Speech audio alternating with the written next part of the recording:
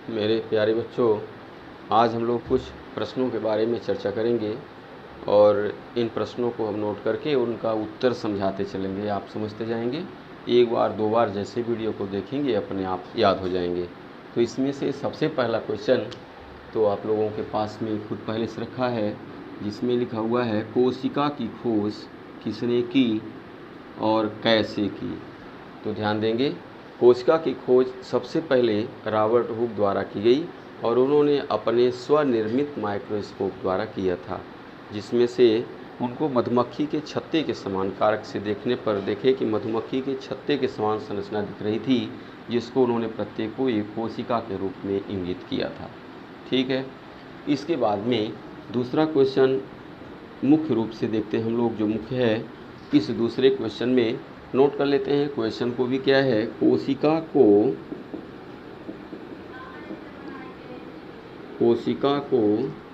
संरचनात्मक एवं कार्यात्मक इकाई क्यों कहते हैं। ये महत्वपूर्ण क्वेश्चन हो गया आपका। संरचनात्मक एवं कार्यात्मक इकाई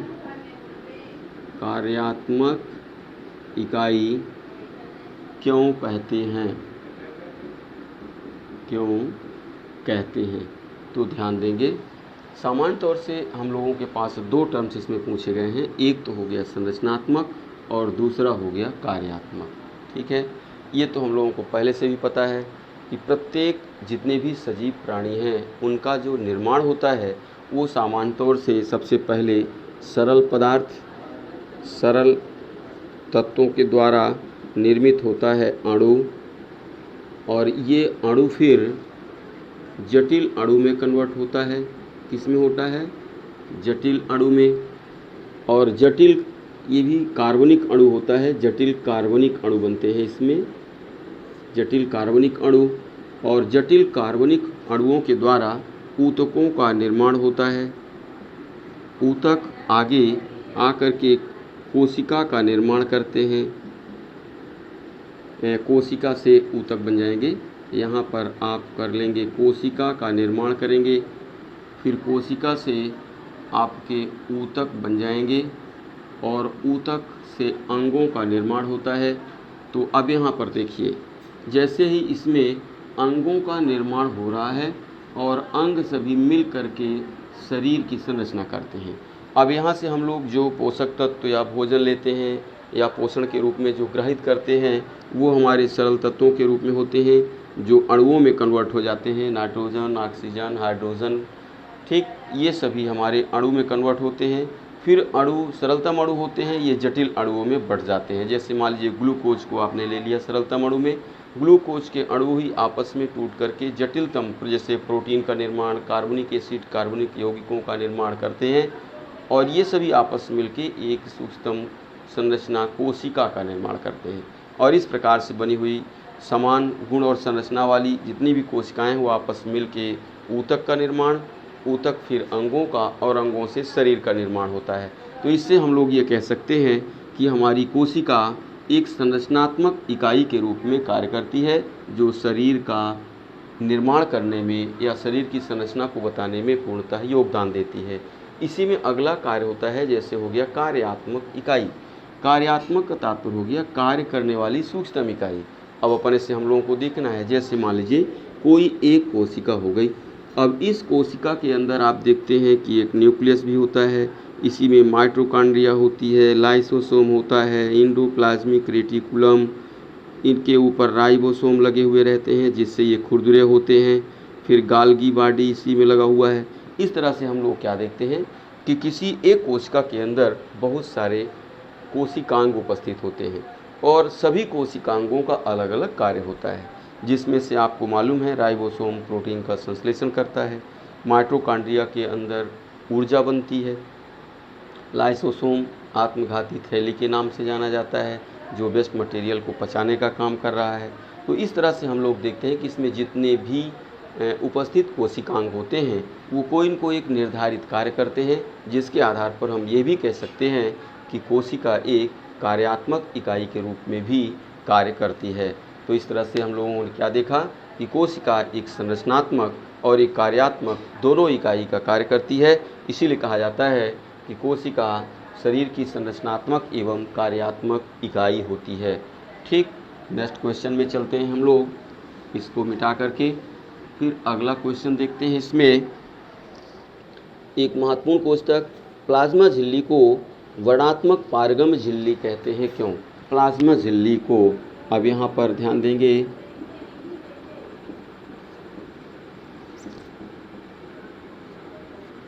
प्लाज्मा झिल्ली एक वर्णात्मक झिल्ली होती है।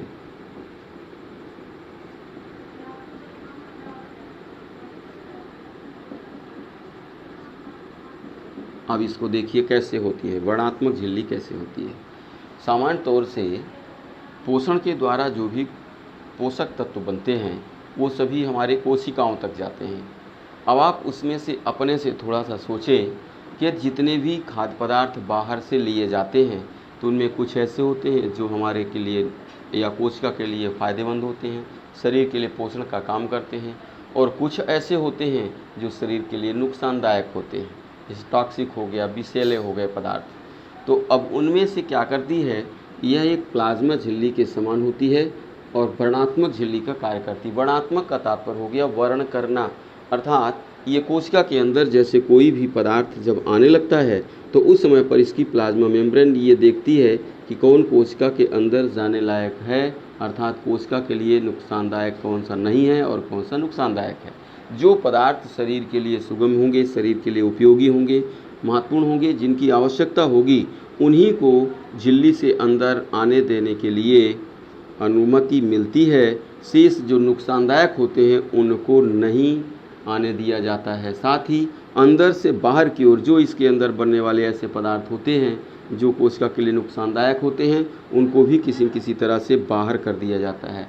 तो इस तरह से ये एक सेलेक्टिव मेम्ब्रेन होती है जो कोशिका के लिए आवश्यक या कोशिका के लिए उपयोगी पदार्थों को अंदर आने देती है या अंदर रहने देती है, और शेष जो कोशिका के लिए उपयोगी पदार्थ नहीं होते या कि नुकसानदायक पदार्थ जो अंदर एंट्री करने लगते हैं उनको रोक देती है। इसलिए कहा जाता है कि यह एक कैसी होती है, वर्णात्मक झिल्ली के समान कार्य करती है। अगले क्वेश्चन के रूप में हम लोग देखेंगे, इसमें दिया हुआ है कोशिका में राइबोसोम होता है और राइबोसोम को प्रोटीन की फैक्ट्री कहा जाता है क्यों? इसके बारे में संक्षिप्त में देखेंगे, वैसे तो इसका बहुत विस्तृत होता है। तो पहले देखते हैं हम लोग कोशिका में राइबोसोम का स्थान। सामान्य तौर से जैसे मान लीजिए ये एक कोशिका हो गई, ये आप कोशिका हो गई। अब कोशिका के अंदर में इसमें लगे हुए हैं ये सभी क्या, न्यूक्लियस हो गया, और न्यूक्लियस से बाहर की ओर इसमें इंडोप्लाज्मिक रेटिकुलम निकले होते हैं।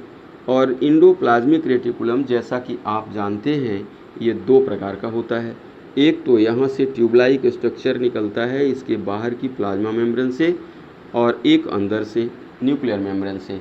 जो न्यूक्लियर मेम्ब्रेन से निकलता है तो इसमें इस तरह की ये संरचनाएं उपस्थित होती हैं जिनके कारण ये खुरदुरा दिखाई देता है, और इसके इस खुरदुरे होने के कारण ही इसका नाम रखा गया है रफ इंडोप्लाज्मिक रेटिकुलम।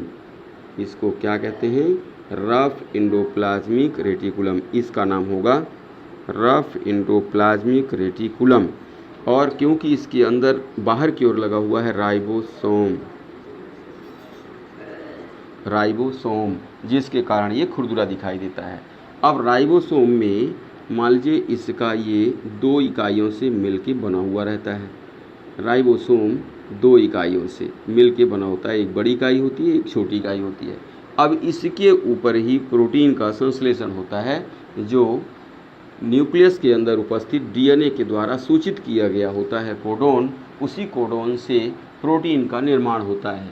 अब इस प्रकार से क्योंकि इसमें राइबोसोम के ऊपर प्रोटीन का निर्माण होता है, इसीलिए कहा जाता है कि राइबोसोम प्रोटीन बनाने की फैक्ट्री होती है, निर्माण होने के कारण होता है। क्योंकि हम लोगों को मालूम है कि कोई भी सामान अधिकांशतः फैक्ट्रियों में या कारखानों में बनता है, इसीलिए इसको कहा गया है कि राइबोसोम प्रोटीन बनाने की एक फैक्ट्री होती है।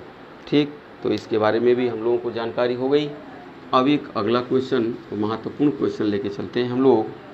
अगला देखेंगे इसमें एक क्वेश्चन दिया हुआ है जो माइटोकॉन्ड्रिया को ऊर्जा का पावर हाउस कहते हैं क्यों।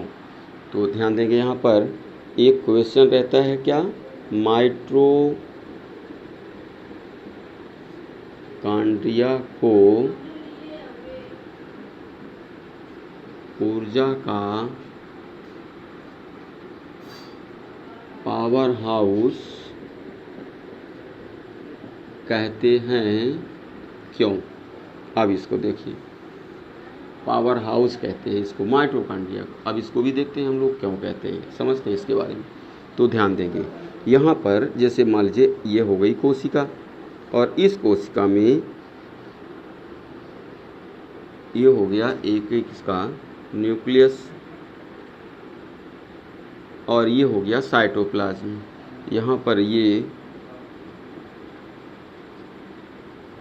साइटोप्लाज्म हो गया, और ये इसका न्यूक्लियस हो गया।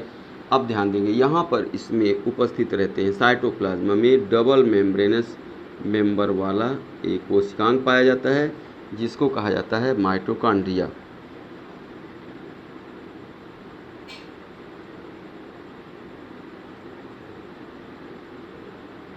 अब इसमें से जो माइटोकॉन्ड्रिया होता है इसको हम अलग कर लेते हैं। तो इसकी संरचना सामान्य तौर से एक बाहर से मेम्ब्रेन लगी होती है और एक इसमें अंदर से मेम्ब्रेन लगी होती है, अर्थात ये डबल मेम्ब्रेनस स्ट्रक्चर होता है इसका। ये इस तरह से इसकी संरचना में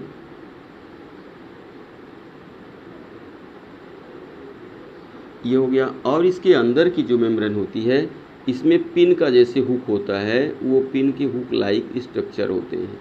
ये हो गए सभी, ये सभी हुक लाइक स्ट्रक्चर इनमें निकले होते हैं।